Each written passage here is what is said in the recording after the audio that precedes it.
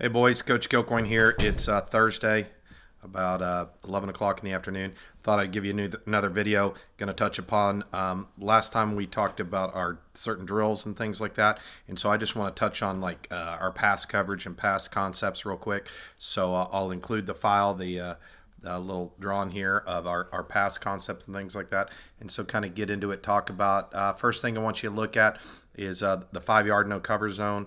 Remember, we don't jump up and cover things. We let that 5-yard no cover zone, let them throw within that, right? There's my daughter. Say hi, Fiona. Hi. And Phoebe's around here somewhere too. Hi, there's Phoebe. All right. So anyways, we all always read run first, and we're thinking run first, okay? So you're thinking at the snap, you're reading your keys, and you're thinking run. And then from there, even if you do recognize pass, we still want to DSS, right? Remember, one of our drills on our drill deal was draw, screen, scramble. So we're reading run, and then we see pass, but we're still not dropping into any coverage yet because we're thinking of draw, screen, and scramble, which really is our pass coverage responsibility right to begin with. So we want to DSS. Then from there, if you look at my linebacker coverage area here, we've got our zone coverages, which is blue. Cover 2 can be turned into like a horns type look. Or we have our man, which is green, red. And we have those kinds of looks as well too. So yeah, I drew a little 5-yard no cover zone where the flats are, the curls, the hook, the mid hole. We cover all those areas. Mike linebackers always take care of the mid hole. Robs and Lou's will be hook players predominantly. Could push hook to curl if that spur or that dog are gone, okay? So we've got to kind of understand where those are. So I've got those drawn up. And then understand we talk about coverages, right? So look at like you see cover 3 right there, right? Blue. Outside third for the corners, and deep third for the safety. That's what cover 3 means. There's 3 over the top for the deep ball. We never go deeper than 10 yards, if you'll notice. We don't cover shallower than 5 nor deeper than 10. So we've got 5 yards, and there's some width to it too, as you see there with the hook pushing possibly into the curl, right? Then there's cover 2, which is deep half and deep half. And then we have cover 1, which is one person helping, right? So usually deep halves, that's like a cover 2 concept. That would be 2 safeties over the top. Then a cover 1 would be like 1 safety, and cover 0 is we are straight man. There ain't no help. Everybody's manned up on somebody, right?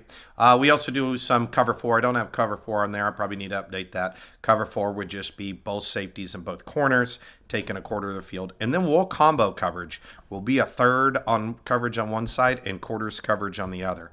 So we kind of mix those up. Now, you know, we talk about, we've got these hooks and mid holes and curls, and I want the mic to know what the Rob and Lou does, because you may have to replace, right? If we send a Rob on a 6, let's say, then you see pass, you need to push out of your mid hole and push into that hook and replace his coverage area, because they're going to throw, they're taught to throw where the blitz comes from. So that vacant area they're going to try to throw into. But we want to think now, while we have hooks and curls and mid holes and deep thirds, we really don't cover space. We're not grass covers. That's first why we read run first, then we DSS, draw, screen, scramble. We don't want you just covering just to cover, right? And then we don't really just have you drop hook, drop curl. I'll give you that general idea, but we flash our eyes. And we read 2 to 1, or we read 3 to 2. My next video next week, I'm going to try to do these every Tuesday and Thursday. You'll see that we've got our combo routes and our trips routes. And those are kind of the basic routes that people run out of 2 wide receivers or 3 wide receivers. So I'll go over those. So when it's 2 wide receivers to your side, you're reading 2 to 1, nearest threat, right? And you're essentially cross-keying the wide receivers. If number 2 goes away and 1 comes to you, guess what? You let 2 go and you take on 1. Or if it's trips to your side, you read 3 to 2. 3 to 2 to 1, really. If 3 goes out, then you look for your new number 3, right? Which could be the number 2 wide receiver or the number 1 receiver. Remember, we number wide receivers outside in. The furthest outside wide receiver is 1. If you're in trips, the middle guy is 2, and then the guy closest to the line of scrimmage, right, the end man on the line, is number 3. If it's a 2 wide receiver guy on your side, then the furthest out would be 1, the wide out, and then the slot receiver is usually number 2, the closest to the end man on the line. And so that's kind of it. That's a brief synopsis of our coverages, how coverages work. That's like coverage 101, basic stuff that you need to understand. and be ready to roll on that. Okay. When we're in man coverage, we don't ever man an H-back. We don't ever man a tight end. We make it super simple. Some defenses do, but then it gets confusing because sometimes you're covering a man, sometimes you're not. Right. So then what we do in any man coverage, right? Green, red, any kind of that stuff like that, we will end up covering the back to your side. And you need to cross key that as well. If the back's set away from you, but he crosses the quarterback, guess what? He becomes your guy. Okay, so that's another important thing to understand, that you get a man coverage call. You just need to know if there's a back to your side, or if there's two backs, a back on either side of the quarterback. The outside linebackers, Rob and Lou, they got the backs, right? And so you have to understand that. Very rarely will we put the Mike backer manned on a running back. Occasionally it could happen, but not a lot. So really, Mike, to a large extent, and Rob and Lou a little bit too, is we also, when we're going to draw, squeeze, scramble, then we're also dropping to then look cruisers, right? Cruisers and crossers. And we love to get physical with them. As they come across, eliminate the route, right?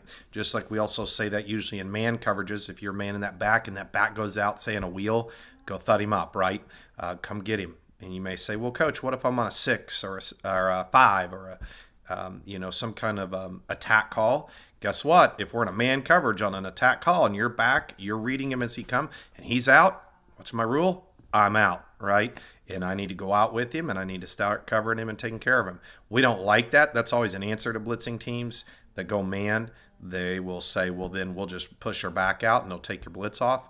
Well, we overcome that too. We'll either stay in man and let the safety take the back. We can make that adjustment, or we can zone blitz you too. And so the back can still go, the linebacker, because he's not covering the back.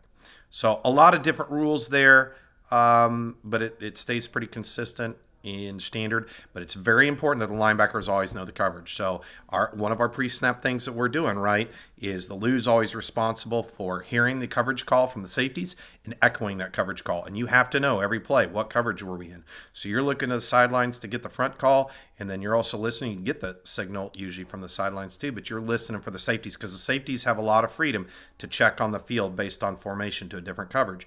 And you need to hear that and echo that coverage call. If you're not getting it from the safety, you turn around and demand it from the safety, because we have to all be on the same page in coverage, right? Everybody needs to be in blue, or everybody needs to be in green, or everybody needs to be in red. So it's super important for that to know. And that really falls upon the Lou. And secondary, all linebackers should just be calling it. But the Lou, his primary responsibility is that, right? Where the Rob is down a distance and the Mike is giving the call. He gets the front call and kind of gives that out. So we need to be communicating all that kind of stuff. All right. So take a look at that. I hope you printed that off as I was walking along with it and kind of follow along. If you got any questions, text me, call me, post it underneath the video here that I posted here. And I hope everything's going good. Have a great weekend. Keep up with your classwork, and we'll be in touch soon. I'll definitely be in touch with you if I hear anything about spring ball, anything about the season, anything about football, anything like that. Fiona, you want to say anything to the boys? All right, there you go. Phoebe, is she in here? No. She left. Okay. All right, boys, miss y'all. Take care. Be safe. Talk to you soon. Go Chargers.